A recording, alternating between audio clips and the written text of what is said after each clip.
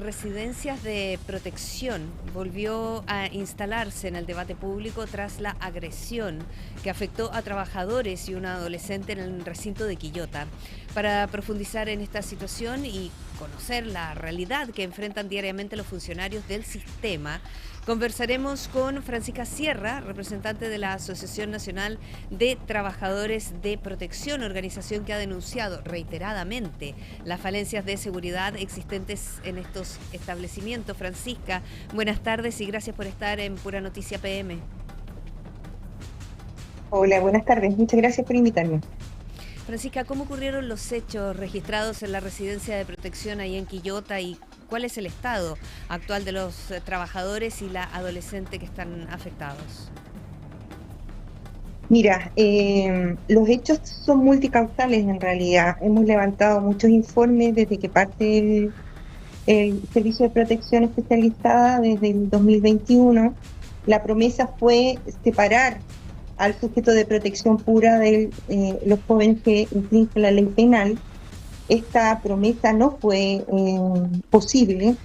Continúan cohabitando dentro de las residencias jóvenes que tienen conductas delictivas con jóvenes de protección pura.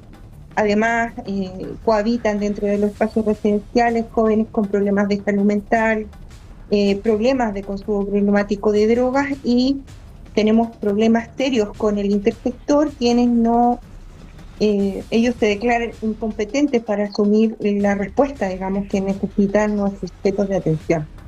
¿Cómo están nuestros compañeros? Bueno, no están muy bien, como tú debes saber, porque hemos hecho un despliegue a nivel nacional. El año pasado la Contralora desconoció que el trabajo que se realiza en residencia es 24/7, dado que no teníamos ley. Logramos una ley miscelánea dentro de la ley de reajuste del sector público, donde la ley reconoce que los trabajadores realizan estas funciones 24/7, y para empezar a pagar este promedio de horas que trabajan los funcionarios se debe emitir un reglamento desde la Dirección de Presupuesto, desde Hacienda. Este reglamento, a la fecha, han pasado 6 meses, no ha sido emitido por la DIPRES. Por lo tanto, nuestros compañeros que tienen licencia médica no logran percibir la totalidad de su remuneración. Ellos perciben alrededor de, su sueldo es precarizado en alrededor de un 40-50%, en algunos casos un poco más. Entonces, a estas agresiones se le suma la atención emocional, que cuando tú tienes licencia médica, tienes la mitad de tu sueldo. Claro, con la licencia se van a ver afectados no solamente por la agresión que sufrieron, sino que además el bolsillo, evidentemente. Ahora, si nos vamos al hecho propiamente tal, Francisca, desde ANTRAP señalaron que este no es un hecho aislado. ¿Con qué frecuencia se registran situaciones de violencia en las residencias de protección? Bueno, nosotros logramos contabilizarlo en nivel de agresión. Tenemos un informe de aquello. Y el nivel de violencia, bueno, el nivel de hacinamiento en las residencias bordea el 47%. Vale decir, en una residencia para 12, 13 niños podemos llegar a tener 26, incluso más.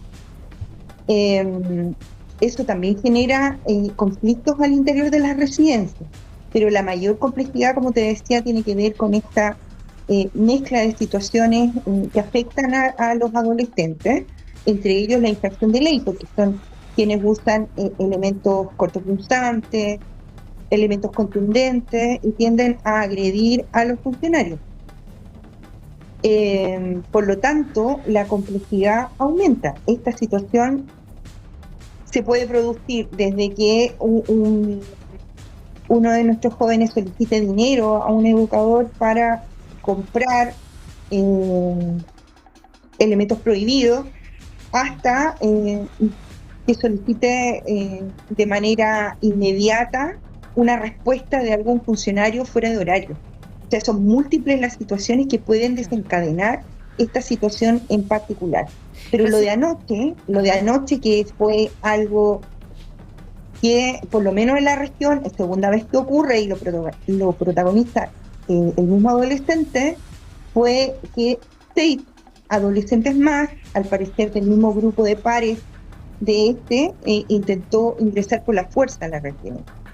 Y el objetivo de ellos era agredir al resto de los adolescentes al interior de la residencia. Por lo tanto, los funcionarios lo que hicieron fue proteger a las adolescentes que estaban dentro de la misma. Esta mezcla que tú nos cuentas entre los adolescentes que necesitan protección pura, ¿cierto? Con las que tienen conductas delictivas, consumo de drogas o también problemas de salud mental, debe ser incluso más complejo el trabajo para los funcionarios.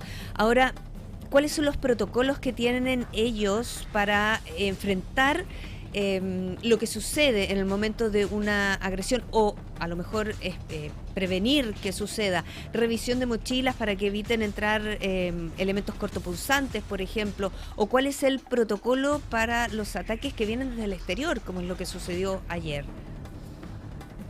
Bueno, el protocolo es llamar a la fuerza pública, ¿verdad? Anoche llamaron a Seguridad Ciudadana. Quienes llegaron a la residencia se demoraron alrededor de 30 minutos. Carabineros se demoró entre 45 minutos y 1 hora. No podemos revisar mochilas, nosotros somos una residencia de protección, es una casa donde hay dispositivos de seguridad en el sistema de justicia juvenil. Entonces, tenemos un problema grave con los tribunales de justicia que no comprenden que nosotros no somos centros privativos de libertad, que somos residencias de protección, y en este sentido tenemos una dificultad todavía de que no se pueda diferenciar lo que era Servicio Nacional de Menores de lo que hoy día es el Servicio de Protección Especializada. Yo creo que hay dos cosas. Una, los tribunales de garantía todavía no comprenden. De hecho, nos han llegado adolescentes desde los tribunales de garantía para cumplir medidas privativas de libertad, medidas cautelares de arresto domiciliario, arresto nocturno, cuestión que no aplica. Nosotros no trabajamos con gendarmes, nosotros trabajamos con educadores de trato directo que funcionan como tutores o monitores diurnos nocturnos, con equipos psicosociales. No es un medio privativo, ¿ya? Hay protocolos para de contención en caso de que se genere una desregulación, pero una agresión de este tamaño solo podemos accionar en los mecanismos de seguridad pública.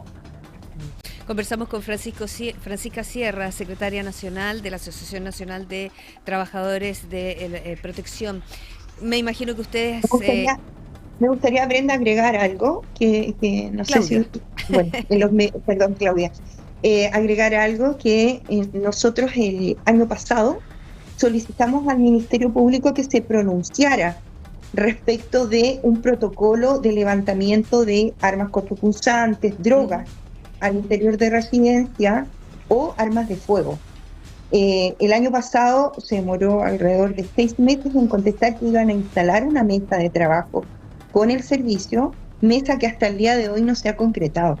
Justamente eso quería preguntarte, Francisca, ¿cuál es la respuesta que ustedes reciben cuando están planteando a las autoridades las situaciones que ustedes están viviendo? Mira, hay autoridades que están sensibilizadas con la situación, se han generado, por ejemplo, en la Cámara de Diputados, comisiones de investigación respecto de los hechos en residencia. El problema es que el intersector no ha respondido de una manera tan pronta como nosotros esperaríamos. Por eso te daba como ejemplo el Ministerio Público. O sea, nosotros no podemos levantar armas o drogas. Esto debe tener una cadena custodia, ellos deben generar un procedimiento para que Carabineros asista a un dispositivo, por ejemplo, a retirar drogas, debe de contar con una orden del Ministerio Público y así sucesivamente. Entonces, este intersector que pese a contar con una ley de garantías responde de manera tardía, es lo que ha costado mucho organizar. ¿Y cuáles son las medidas urgentes que debería implementar el gobierno para evitar que hechos como este ocurran y además todo lo que tú nos estás narrando de lo que se vive al interior de las viviendas? Pero como te decía, el primer problema que tiene que ver con la precarización de las remuneraciones de los trabajadores, esto es algo de muy fácil resolución. Basta con que Hacienda firme el decreto que establece el pago del sistema de turno. No entendemos por qué no lo ha hecho si está listo desde febrero. La ley fue publicada a inicios de febrero, a mediados de febrero ya estaba listo el esqueleto, faltaba solo agregar los porcentajes, cuestión que estuvo listo en el mes de marzo. Esto por una parte. En segundo lugar, el trabajo mancomunado entre la autoridad y cada una de sus carteras. Hay que trabajar fuertemente con salud, con educación, con senda, para que cada uno de los servicios asuma su responsabilidad que le compete según su misión y misión institucional. O sea, no podemos seguir nosotros absorbiendo la totalidad de las necesidades del sistema. Será Francisca, hablamos con Francisca Sierra, secretaria nacional de ANTRAP. ¿Será que de alguna manera la forma de trabajo que tienen está muy ligada a la forma en la que se veía el cuidado de los niños hace 10 o 20 años? La sociedad ha cambiado, los niños han cambiado, su actitud frente a la vida ha cambiado. ¿Será que hay que modernizar de alguna manera esto? Lo que pasa es que una de las formas de modernizarlo fue la división del Servicio Nacional de Menores, ¿verdad? En dos servicios: reinserción social juvenil y servicio de protección. Esta fue una forma. Otra forma de también homologar las obligaciones internacionales que nos da la Convención fue generar esta ley de garantía. La subsecretaría también tiene la ONN como una forma de supervigilar el cumplimiento de los derechos de los niños. Pero otro elemento que nosotros rescatamos en la última comisión de familia al cual nos invitaron es que esta ley de garantía debía contar también con algunos mecanismos de exigibilidad, porque cada servicio sabe que, no sé, que un niño necesita una cama hospitalaria para desintoxicación de drogas. Sin embargo, la respuesta es que no hay. Claro. ¿Ya? Y con respecto a garantía, yo creo que ahí pasa por un trabajo también entre la autoridad y el Poder Judicial, para que puedan comprender que nuestro servicio no es un centro privativo de libertad, es un servicio de protección especializada para niños y niñas vulnerados en sus derechos, y no para niños que van a vulnerar más los derechos de esos niños que estamos obligados a proteger. Claro, y de alguna manera las capacitaciones que tienen los funcionarios van en esa línea, ¿cierto? En proteger niños vulnerados y no los otros niños que vienen a vulnerar los derechos. ¿Tendrán que ampliarse la capacitación entonces para los funcionarios si es que no se puede resolver la división de los niños que viven ahí? O sea, una posibilidad es que sean capacitados, ¿verdad? Pero si ya tenemos un servicio que tiene funcionarios capacitados, la verdad es que es el Servicio de Reinserción Social Juvenil. Yo creo que son ellos quienes debieran asumir la atención de estos jóvenes. Claro. Ahora, más allá de este caso puntual, hablamos con Francisca Sierra, secretaria nacional de ANTRAP, ya estamos llegando al fin de nuestra conversación. Más allá de este caso puntual, ¿cuál es el principal llamado que hace ANTRAP respecto a la situación que enfrentan las residencias de protección en Chile? Bueno, una de ellas, y lo dijimos también en la comisión investigadora, con los 13.000 millones que Hacienda recortó al Servicio de Protección Especializada, podríamos crear 16 a 24 residencias más. Por lo tanto, eso resolvería el hacinamiento dentro de nuestros sistemas de cuidado alternativo residencial. Porque, como te digo, a nivel nacional hay un 47% de superávit dentro de la residencia, pero, por ejemplo, en Tarapacá, que tú debiste haber enterado hace poco por las noticias que hubo un motín y se incendió la residencia, el superávit está por sobre el 100%. ¿Sobre cuánto? Sobre el 100, Sobre el en 100%. Tarapacá.